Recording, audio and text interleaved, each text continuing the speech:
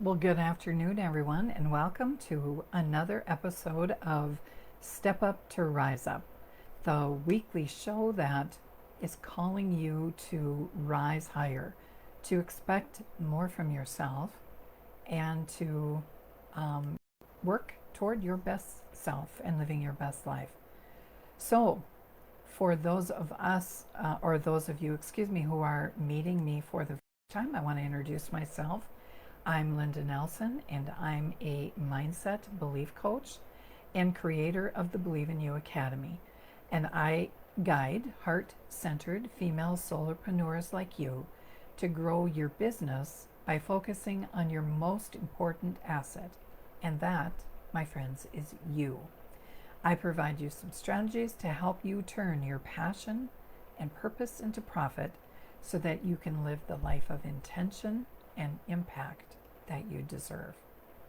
So, we've been talking about growth the month of July, and for the past several weeks, I guess we've identified some aspects of growth. And if we look at our garden as our mind and our thoughts as seed, we have posed the question, what am I planting in my garden? And are we growing flowers or weeds? And we learned a lot about negative thoughts and how they're present with us all the time. And our thoughts dictate the actions that we take because they form the beliefs that we have about ourselves. So if you find yourself setting goals and not reaching goals, there is in all likelihood some kind of old story or limiting belief that you're experiencing, and you need to uncover that because it's preventing you from being all that you're capable of being. And so last week we did a little work on the difference between having a growth mindset and a fixed mindset, and it really is really a positive mindset. A growth mindset allows you to learn from the lessons, to see the possibilities, to learn from mistakes, and just keep taking forward action. And it takes time to develop this. Whereas a fixed mindset is one where you feel very limited. You just, are into resignation that this is as good as it gets. I've never been good at things like this. I'm not in a position to learn new skills. Whatever those things are that you're telling yourself that are limiting you from your potential. And last week we talked about the power of a little word, tiny little word, yet. We can change some of what we're telling ourselves if we take some time to pause and reflect on what we're thinking and turn it around to include the word yet. I haven't learned that skill yet, but I'm learning. I haven't reached my goal I set for myself yet, but I am moving toward it every day. That tiny little word yet tells your subconscious that you may not be there, but you still have time. You still are working toward it. So that's one of those disciplines or one of those tools that you can call on at any time to help you develop that growth mindset. And as we said, it's one that takes time. It doesn't happen overnight. So it's something that we need to work on every single day. So last week, as we had this whole discussion about thoughts and what we're thinking and how some of these thoughts can limit us, I told you that this week that I would kind of guide you through some prompts to get you thinking about what you're thinking. So grab your favorite pen, get out some paper, or get your journal and just jot down some notes as I talk today, and hopefully get a chance to uncover some of what you're thinking about on a regular basis and start capturing those thoughts so we can turn them around, we can reframe them, and have them work in more empowering ways for us. So again, it's a discipline. It takes practice, but you can do it. And of course, you all know that I love the practice of journaling because it gets those thoughts that are in our head out onto paper, and it gives us a record that we can go back to and see what was it we were thinking, what revelations came to us as we were in our quiet moments. So journaling is just an excellent tool for you to really get in the habit of utilizing. So as is true, if you're joining me live, just jot in the comments where you're coming in from and any thoughts that you have as I go through some tips today. If you're catching me on replay, same thing. I'd love to know your thoughts, but hit hashtag team replay and I'll circle back on any comments or questions that you might have as you listen. So welcome everyone today. Hello Barb, good to see you. I was just looking to see, I can't always see the comments as they come through. So I'm glad you're able to join me today. Thanks so much. So with that, we're going to jump into today's topic as I framed for you kind of where we've been and where we're going. So it's important to know that these thoughts are in our heads 24/7. It's been studied that women have about 8,000 thoughts a day, men have about 6,000. And of course, as they study them and ask about them and did all the research, they found that of those 8,000 thoughts that women think, roughly 60 to 70% of them are often negative in nature. And as we've spoken about in prior weeks, you know, we learn to say no at a very young age. Check with any toddler, and that's probably one of the very first words they're learning. So no comes easy to us, and we have to work sometimes at finding the positives. And then you combine all the negative things going on in the world, it's easy to see why our minds can focus sometimes on all the negatives that are out there.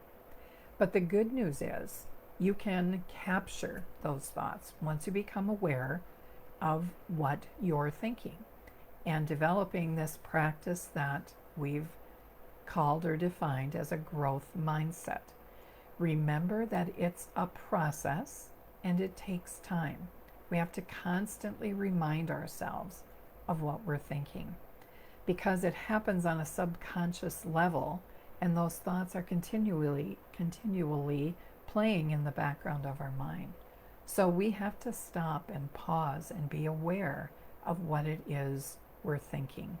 We all have that inner critic within us who reminds us of the fears and the doubts and the critical statements maybe that were said, some of those old stories or limiting beliefs that we tell ourselves.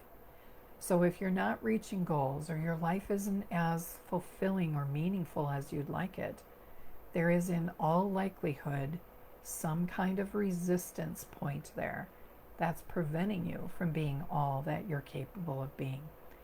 And so we're going to be telling our mind different things, but first we need to be aware.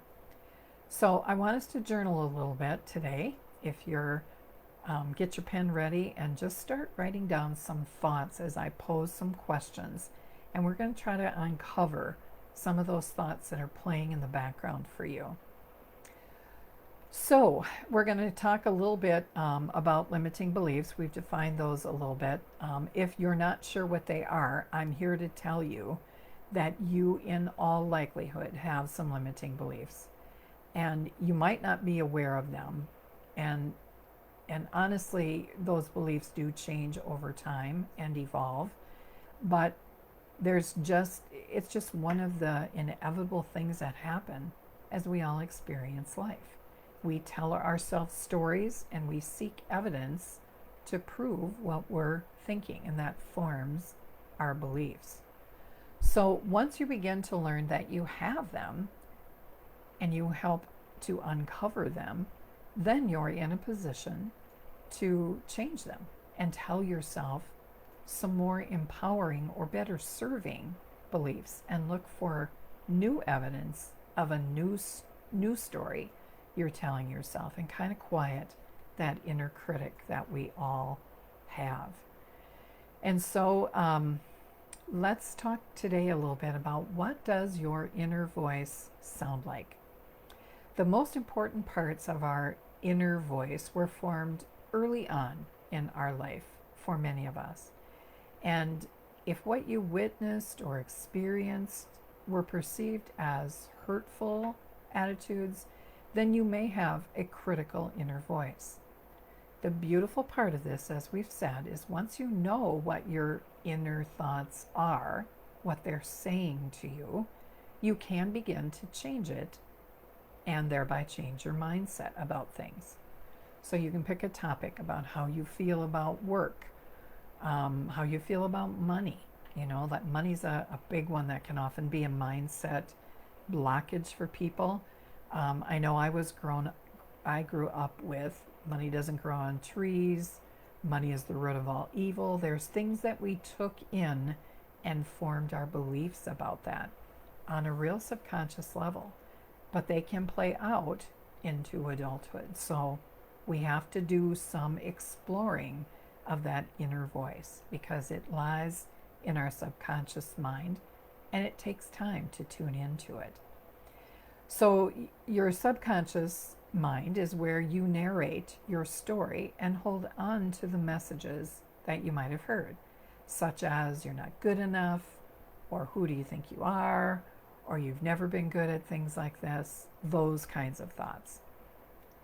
And a great way to bring this inner voice into conscious awareness is through journal writing, as we've said. One of my favorite tools is just a simple prompt like, the story I'm telling myself is. The story I'm telling myself is. So quickly write if you have a point of resistance or you haven't accomplished exactly what you want, what story are you telling yourself? Around perhaps I'm not good enough, or I've never been good at this, or whatever those things are that you're telling yourself. Because it brings what you were not consciously aware of to the front in your conscious mind, and it's a powerful tool. And so now you'll get some insight into what you maybe weren't aware of before, and then can take some action steps if you need to change that. Another journal prompt is taking a look at where are you living your life? Where are you living your life? And by that I mean, are you living your life in the past, the present moment, or in the future? If you're like most people, you probably predominantly live in the past or the future with very little time, or certainly not enough time, spent in your everyday life. That precious present that we need to focus on. That being grateful for what we have right now in the here and now. And that, all those things you're mindful of in the present, that is where your power lies. So you want to honor your past. You want to go back and revisit it and learn whatever lessons you need to learn from it. And then tell yourself positive stories about the past, what they taught you, how it shaped you into the person that you are today, the lessons that you can take away from some of your experiences that maybe weren't quite so positive, but you can learn some positive lessons from it. Because no matter how bad it was, you survived it. And the fact that you survived it makes you a strong person. And you do not need to continue to have your life with whatever mindset you adopted from your past experiences, because you have the power to change it. So take whatever you can from your younger self and make it a learning process to help inform your present life, and your future self will thank you for it. The present life is where we make all those changes. So next, I want you to ask yourself, what are my beliefs? What is it I believe about myself? And again, I'm just going to give you a moment to write some things down. What do I believe about myself? If it's all good, that's great. It'll help you reinforce what you already think about. But if you've gone through some tough times and you've told yourself some things about yourself that aren't true anymore because it's an old belief, I want you to re-examine that and bring that into your conscious awareness from the subconscious. So we all have some beliefs and core values that help us get through difficult times. In my case, as I've learned in my life, I can rely on my faith, and I've learned to trust God during those tough times. And I've asked Him to teach me the lesson He wants me to learn from the experience. That's what I do in the present, but I didn't always do that in the past. That's something I've learned. And I've continued to teach myself going forward that the tough times that I go through are always going to teach me some lessons. So I've learned to toss the experience, if you will, and keep the lessons that I learn. And so you want to make sure that your beliefs and what you're learning are in alignment, and that you're feeding more positive stories once you learn the lesson and see what may be holding you back. Another prompt you might ask yourself is, what am I afraid of? What fears stand in my way? Is it change? Are you afraid of change? Is it being challenged? Is it the possibility of failure when you try new things? What are you telling yourself about what you're afraid of? Because change is one of the very few guarantees in life. We know we're going to experience change. Things will not stay the same. We can count on it.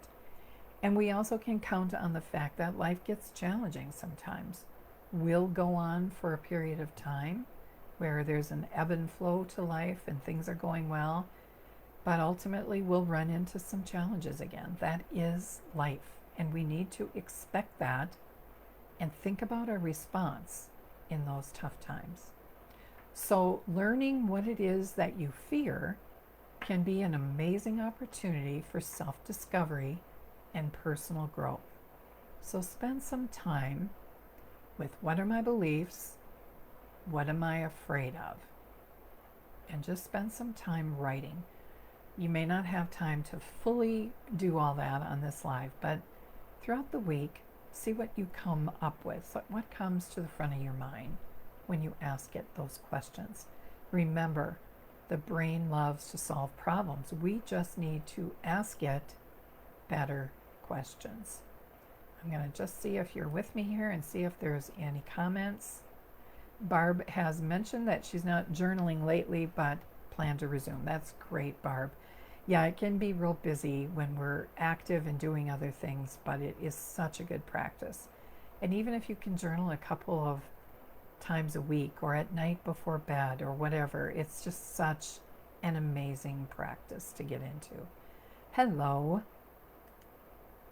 Ina, I'm so glad that you're joining us. It sounds like you're out walking and listening, so probably not a good idea to write at the time you're walking, but think on it as you're in your quiet space, Ina, and think about those things, about some of the things you tell yourself, some of those limiting beliefs or limiting stories that you're telling yourself.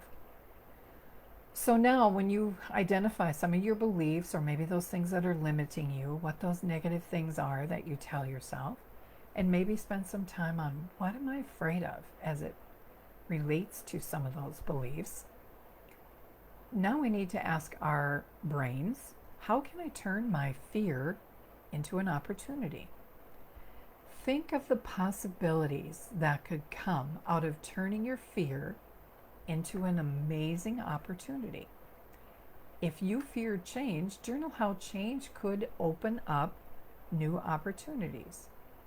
If you fear challenges, journal about how being challenged can help you find new strengths, new skills maybe.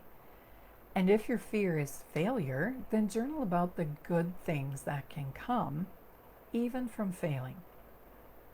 So take those fears that you've identified and turn them around and ask, how can I turn my fear, whatever it is that you've uncovered, and turn it into an opportunity? How could it serve you by going ahead, pushing through the fear, and doing it anyway? All right, the next journal prompt to give a little thought to is, what does my dream life look like? You know, we can't create what we want if we don't think about what it looks like. And again, getting it on paper, out of our heads and onto paper, is the way we create that, because we can actually see it. So we all have a dream life. We all have things that we fantasize about when we feel the need to escape our present life. Envision, what a dream life looks like. So what are some of your goals today? Some long-term goals or life goals that you need to get to where you want to be.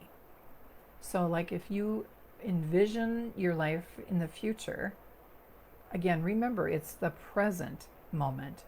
That's where you have the power to make changes happen. So when you envision what your life to be like, then you can create steps to get yourself there.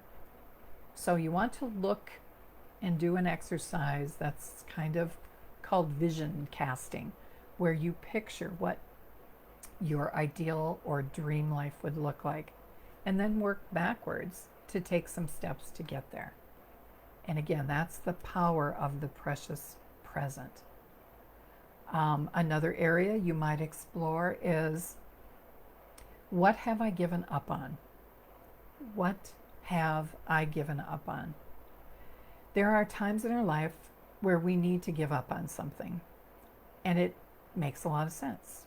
For example, as women, we give up a lot of our dreams and our goals and things that we're working on because we're raising family and we're taking care of household, and there's just lots of needs that pull us away from our own needs, and we focus on those precious children we brought into the world. But then there are other times where we have given up on something, not because it made sense to do it, but because it seemed too hard in the moment. Or we've let other people's opinions, instead of our own inner voice, decide for us. Or perhaps it was even your inner critic that we've talked about that decided that this important thing that you wanted wasn't worth doing. So there's many reasons to give up on those dreams, but let's bring them back into your conscious mind and ask yourself the question, what have I given up on? If you're in a position now to pursue it, this is a great time to make sense of that, the whys and what happened that you gave it up. Often, as we've talked in the past, some of those, passions we had as a young child. And sometimes they worked out, and sometimes we shelved it. So this is a good time, if you're in a chapter where you are able to focus on yourself, that you bring those dreams back forward into the present. A powerful growth mindset journal prompt to explore this is, what got in your way, and what new things have you discovered about yourself that can help you be able to try again? So again, what have you given up on? Think about that, and then ask yourself, what got in my way? And then what have I learned since I gave that up? That may make this opportunity go even better now. And again, you'll come back to some of these things. I'm just getting you started. So we've talked in the past about uncovering your passion and your purpose.